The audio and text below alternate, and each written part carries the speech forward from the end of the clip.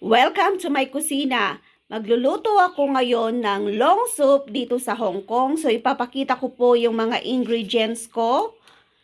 Ito po yung mga iba't ibang klase ng mga ingredients ko dito sa Hong Kong. Hindi ko alam kung anong mga pangalan, pero ipapakita ko na po sa inyo yung ating mga ingredients na gagamitin. Kasi isang pack po ito, in-unpack ko na lang siya. So, pag binili nyo dun sa bintahan ng mga nagbebenta ng mga long soup, so ganito po yung kanyang package. Yan. So, ipapakita ko po sa inyo. Ito, naka-i-unbox natin. Ito po siya. Isang supot po ito. Ito po yung laman. Ayan, mga buto-buto. Kung hindi ko alam kung anong seed ito. Isang supot na po kasi siya. Ito naman, ibababad natin sa tubig para umalsa. Matrabaho po yung paggawa ng long soup sa Hong Kong. So, kailangan talaga maaga pa lang, nag-prepare ka na ng mga ingredients na gagamitin mo. Kasi mahaba rin yung pagluluto. 2 oras. So, ang una po natin gagawin ay ibababad natin yung mushroom, snow, ayan, snow mushroom. So, bababad po natin ito sa tubig na pwede ring mainit, pwedeng hindi mainit. So, ayan, bababad po natin yan kasi mahirap po siyang iluto. So, i-unbox natin din ang mga to. Pagkahalo-haluin na lang natin tong mga natira kasi huhugasan lang natin. Tapos mamaya, iba-blanch natin yung ating karne. Tapos iluluto natin ng 2 oras. Yan. Hugasan po natin lahat to. Kailangan kasi mahugasan muna bago iluto.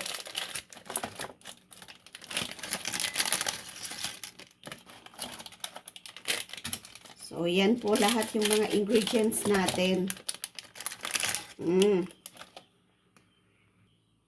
So, eto na po. Tingnan nyo, umalsa na siya.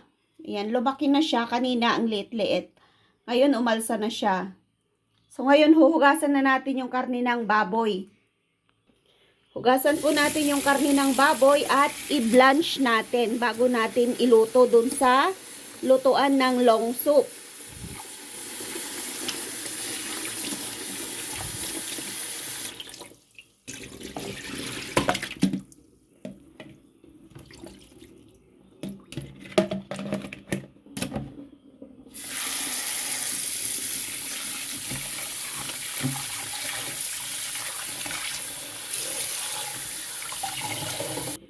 So, ready na po yung karne ng baboy natin. Magpapakulo na tayo ng tubig at i-blanch natin ito.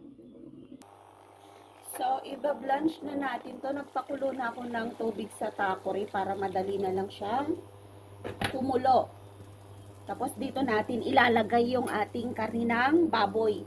Hindi kasi pwedeng i-direct yung karne ng baboy doon sa long soup na gagawin natin. Kasi lalabas po yung blood. Ayaw po nila ng may mga nakalutang-lutang.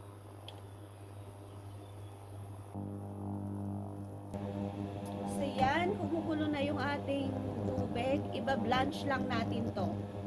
Hindi pa natin pakukuluan dito, kundi i-dilute lang natin sa tubig.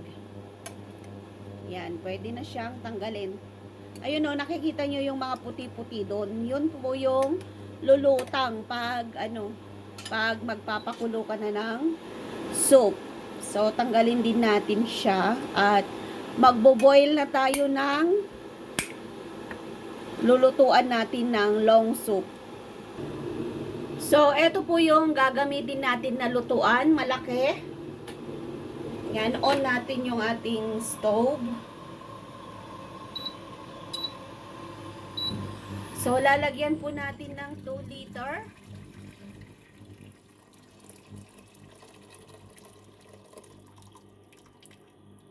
Yan, hintayin natin kumulo.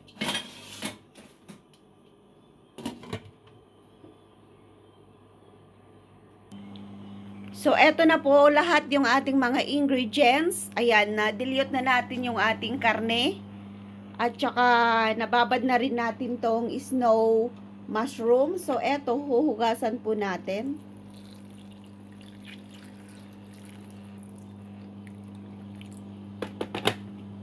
Yan, babad natin habang pinapakulo natin yung tubig.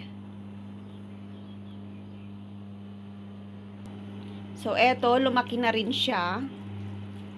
Kailangan talaga natin ibabad to.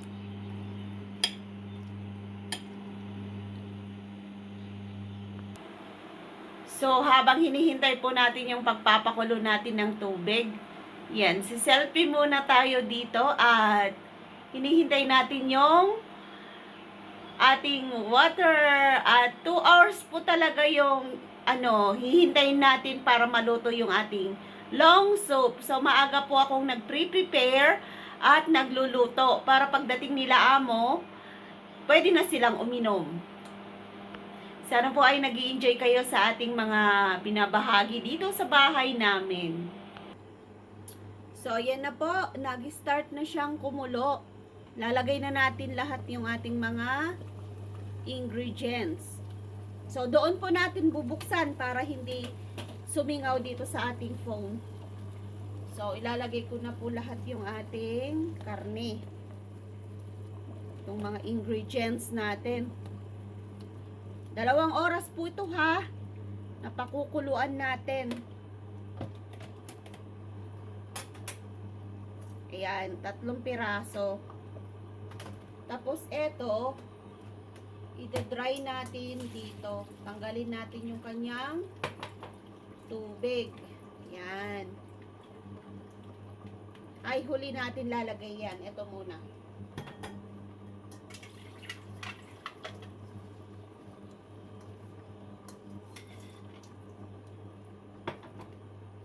So, ilalagay natin to lahat. So, yan. Ready na. Tapos, eto po, last po na ilalagay natin after 1 hour. And then, tsaka natin ilagay itong kulay puti na to. So, mamaya na po natin ilalagay to. Isiset na po natin ng 2 oras yung ating soup. So, tatakpan ko muna.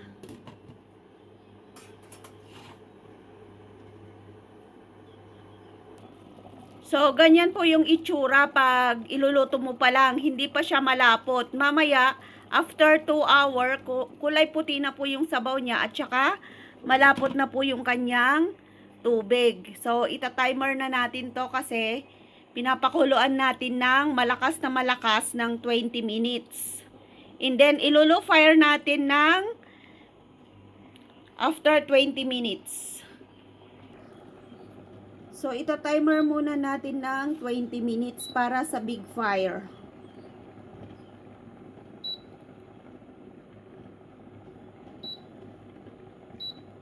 Ang hirap timer, 'di ba?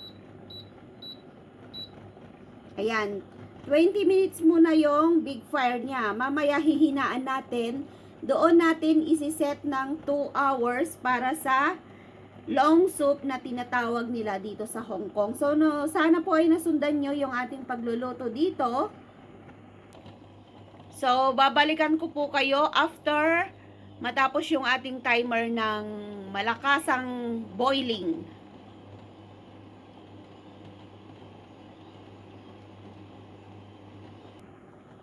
Ayun na, binalikan natin 6 minutes na lang. So, pag natapos yan, ita-timer na natin ng 2 oras.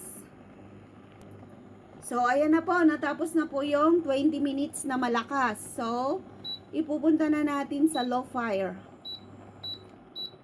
Yan. 600. Tapos, ita-timer natin ng 2 oras.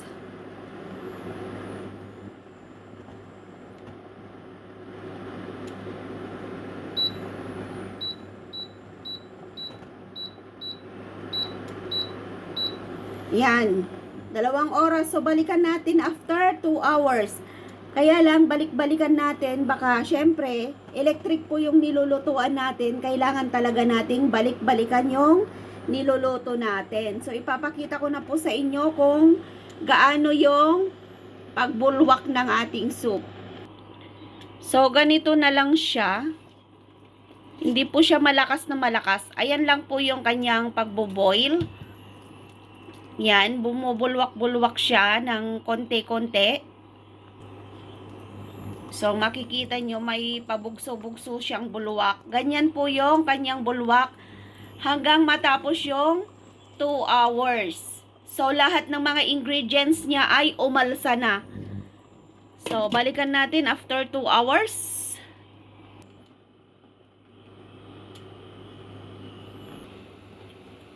So, yan, 43 minutes na lang. So, sisilipin natin kung gaano kakunti na yung kanyang sabaw. Ayan, nagkulay brown na siya. So, ilalagay na po natin yung kanyang snow mushroom. Kasi pakukuluan pa natin ito ng 43 minutes. Yan.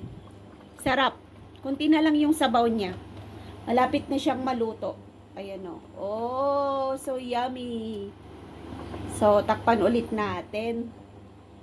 At mamaya, hihigop tayo. Papakita ko sa inyo yung finished product ng ating sabaw.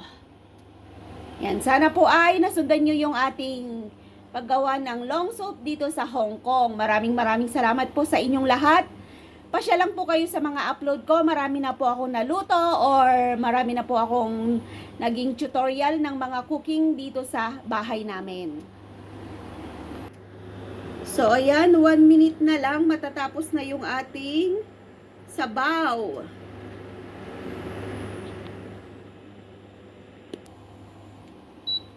So, ayan, narinig nyo, nag-off na po yung sabaw natin.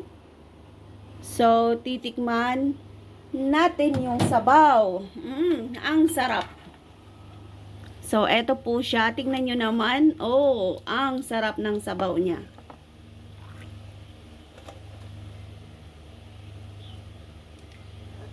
Yan. Oh, di ba?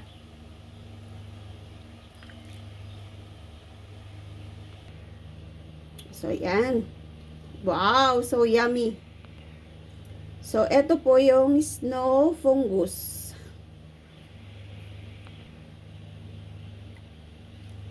Yan, sarap ng ating sabaw. Thank you so much po sa panonood ng aking mga upload. Bye!